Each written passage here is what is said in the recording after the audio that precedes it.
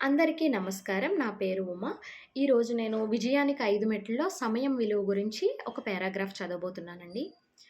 ఈరోజు చేయవలసిన పనిని రేపటికి వాయిదా వేయకు. నువ్వు చేయవలసిన పనిని ఇతరులకు అప్పచెప్పకు. చేతికి రాని డబ్బుని ముందే ఖర్చు పెట్టకు. కేవలం చౌకగా వస్తుంది కదా అని అవసరం లేని వస్తువు కొనకు. ఆకలి, దాహం కన్నా ఆత్మాభిమానం ముఖ్యం అని గుర్తుంచుకో. తక్కువ తిన్నందుకు ఎక్కువ నష్టపోయానని బాధపడకు. రాని ప్రమాదాల గురించి ఎక్కువ బాధపడుతూ ఉంటామన్న విషయాన్ని గుర్తుంచుకో. గుణపాన్ని ఎప్పుడూ పిడికిలి దగ్గరే పట్టుకో. కోపం వచ్చినప్పుడు 10 వరకు లెక్కపెట్టు. కష్టం వచ్చినప్పుడు అంకెలు లెక్కపెట్టకు. పరిష్కార మార్గాన్ని ఆలోచించు. ఇవన్నీ మనం కొద్దిగా మార్చి టైం మేనేజ్మెంట్‌కి అన్వయిద్దాం. పని కోసం సమయం కేటాయించు. అది నీకు గెలుపునిస్తుంది. ఆలోచించడానికి కొంత సమయం కేటాయించు. అది నీకు గొప్ప మేధస్సునిస్తుంది. చదవడానికి కొంత సమయాన్ని కేటాయించు. అది నీకు వ్యక్తిత్వాన్నిస్తుంది. నవ్వడానికి కొంత సమయాన్ని కేటాయించు. అది నీకు సంతృప్తినిస్తుంది. ప్రేమించడానికి కొంత సమయాన్ని కేటాయించు. అది జీవితానికి పరిపూర్ణత్వాన్నిస్తుంది. కలలు కనడానికి సమయం కేటాయించు. నీకు నక్షత్రాల అందాన్ని చూపిస్తుంది.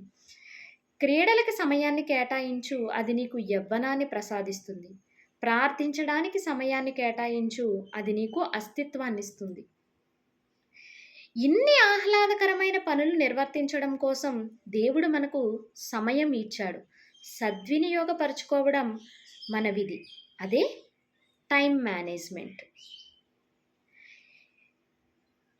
టైం మేనేజ్మెంట్ ఎప్పుడు కూడా మనకి యండమూరి వీరేంద్రనాథ్ గారు చెప్పాలనుకున్న విషయాన్ని చాలా సూటిగా, చాలా అర్థవంతంగా, చాలా సులభమైన ఉదాహరణల ద్వారా, వాక్యాల ద్వారా మన మెదడులోనికి ఎక్కిస్తూ ఉంటారు. ఇది చదవగానే నాకు అర్థమైన విషయం ఏంటంటే, ఎప్పుడూ సమయాన్ని వృధా చేయకు. అలాగే ఏదో ఒకటి నేర్చుకుంటూ కానీ, పని చేస్తున్నప్పుడు కానీ సమయం వృధా అయిపోతుంది లేదా సమయం అయిపోతుంది అని తొందరపడకు అని. మనం కొన్ని కోట్లు ఖర్చు పెట్టినా గడిచిన ఒక్క క్షణాన్ని కూడా వెనక్కి తీసుకురాలేం. కాబట్టి సమయం చాలా చాలా విలువైనది. నిజంగా ఒక విజయం సాధించిన వాళ్ళకన్నా కూడా కొన్ని వైఫల్యాలు తిన్న వాళ్ళకి సమయం విలువ చాలా బాగా తెలుస్తుంది. ఇది నా స్వానుభవం కూడా. సమయాన్ని సరిగ్గా వినియోగించుకోండి.